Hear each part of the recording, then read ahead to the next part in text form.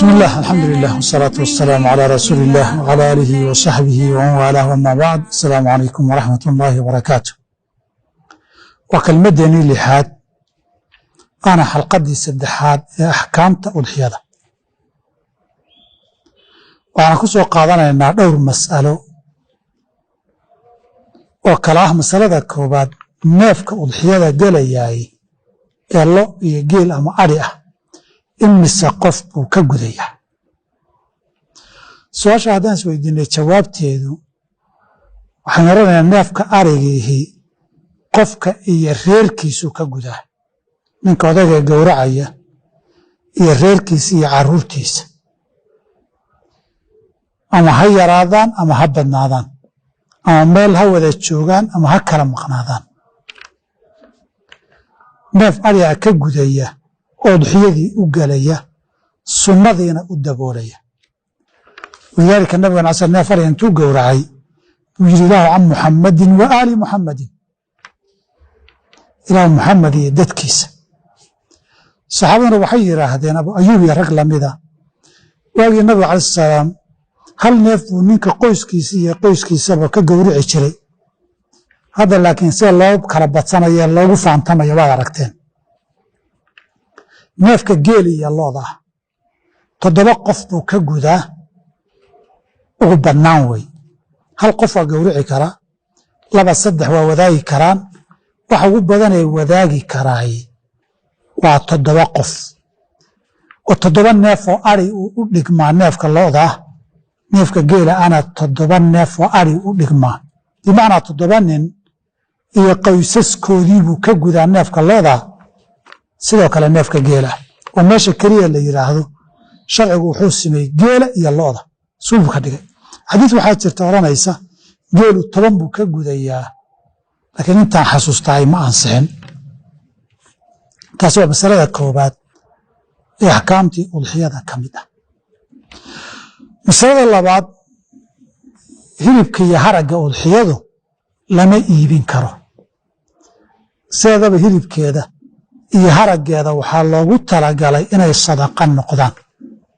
xadiidka cali bn abi aalibna radiallahu canhu wa ardaahu markii nabigeennu xoolaha inuu gowraca kaga tegey wuxuu yihi nabigu wuxuu ii amray inaan haraggeediiyo siinin qofka gowracay oon ujuuro looga dhigin.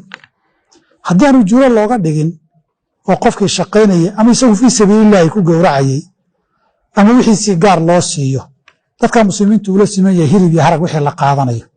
laakiin hilibka iyo haraggu waa diiday nabigu calaih salaam in la bixiyo ama ijaar looga dhigo qof shaqo qabtay.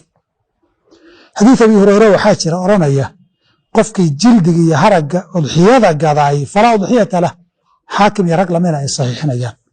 saa darteed ma banaana hilibka udxiyada in la gado, laga ganacsado, laga beec mushtaro.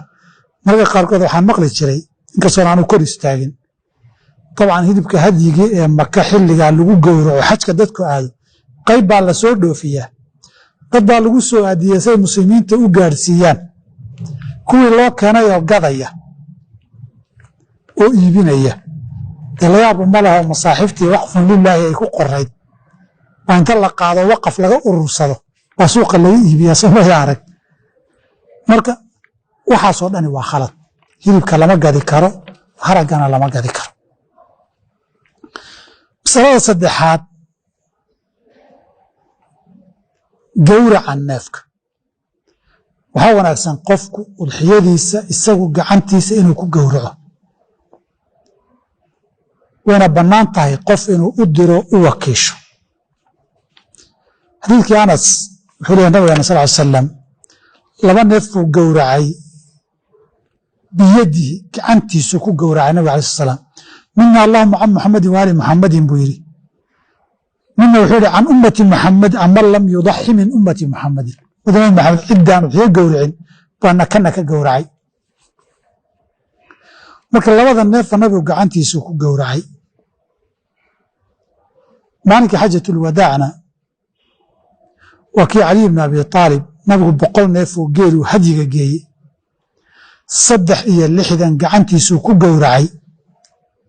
inta baaqigaana cali buu u wakiisho kaga tegey. halkaa nabigu wuxuu jamciyey isu keenay labo inuu isagu qayb gowracay intii badnayd iyo cali inuu u wakiishay oo qofna la wakiilan karo. marka sida wanaagsan waa adigu inaad gowracdo, qofna waad u wakiilan kartaayo way ansixi hadduu kuu gowracood u dirsato, gaar ahaan meelaha in guryaha la keensado ama adigu inaad tagtood gowracdaba aan la ogolayn baa jira. taasina waa masalada saddexaad ee kelmaddeennan lixaad ee axkaamta udxiyada ah. masalada afraad, gowracu aadaab buu leeyahay. gowracu aadaab buu leeyahay. aadaabtiisa waxaa ka mida bisinka in loo qabto, allahu akbar in la yidhaahdo, in la ducaysto oo ilaahay la baryo inuu kaa aqbalo, in mindida la afeeyo, in neefkaa loo turo oo loo raaxeeyo. amaa bisinka iyo takbiirtu waa xadiidkii Anas, nabigu markuu labada neefee ariga udxiyada gowracaya wuxuu yidhi bismi illaahi wallaahu akbar. sidaa inaad tiraahdaa lagaa doonaya. midda la ducaynayana axaadiis badan baa nabiga kaga timi sal ly slam inuu yidhi ilaahu waa muxamadin wa aali muxamed ka aqbal, ilaahu naga aqbal inuu yidhi. ilaa aqbalka inaad weydiisatana iyadana nabiga ay ka sugan tahay sala allahu aleyh alih wasalam. in neefka mindidana la afeeyo, neefkana loo raaxeeyana, mindida la afeeyo waa xadiidkii caaisha ee nabigu lahaa halum bilmudya fii saxiixi muslim, mindida ii keen soona soofee oo soo afee buu yidhi. neefka hortiisa laguma afeeyo sida xadiid kale sheegeen. in neefka loo raaxeeyana waa xadiidkii kale nabigu yidhi in allaha kataba alixsaana calaa kulli shayin faidaa qataltum faaxsinu alqitla waidaa dabaxtum faaxsinu adibxa walyuxidda axadukum shafratah walyurix dabiixatah. mindidana ha la afeeyo, neefkana ha loo raaxeeyo, cunto ha la siiyo, cabitaan ha la siiyo. sunankeeda waxaa ka mid ah kama fii athar ibni cumar iyo kayrkii in qiblada loo jeediyo neefka marka la gowracayo. musanaf cabdirazaaq bayna kaga sugantah. waxa wanaagsan sunankeeda ka mid ah in qofku intuu usii diyaar garoobo neef la dhaqaaleeyey oo loo sii raaxeeyey oo la cayiliyey say saxaabadu samayn jireen inuu gowraco. waa qayb sunankeeda ka mid a. intaa iyo wixii kale sunanu dabxi ahaa waxaa laga doonayaa dadku inay ilaaliyaan axkaamta udxiyada inay ka mid tahayna ogaadaan. masalada ugu dambaysa xalqada iyo kelmaddeennan axkaamta waxaa ka mid a qofku sida neef nool waa la siin karaa si hadiyad ah siduu ugu udxiyaysto. nabigeennana ka sugantahay alayh salatu wasalaam inuu saxaabadiisa u qaybiyey daxaaya, xoolo ay ku udxiyaystaan buu nabigu u qaybiyey sala allahu aleh ali wasalam. marka way bannaan tahay in xoolo intuu qof soo gado uu hadiyad iyo deeq u siiyo dad muslina si ay ugu udxiyaystaan oo udxiyo ay uga dhigtaan. intaasna waa masaa'ilka qayb kale oo ugu dambayso ugu kamida kuwa ugu muhiimsan axkaamu aludxiya oo ah gunaanadka xalqadeenni iyo kelmaddeennii lixaad. intaan kelmadda toddobaad oo axkaamul ciida isaga iman doono waxaan sida ay nabadgeliyo. wasalaamu calaykum waraxmat ullaahi wabarakaatu.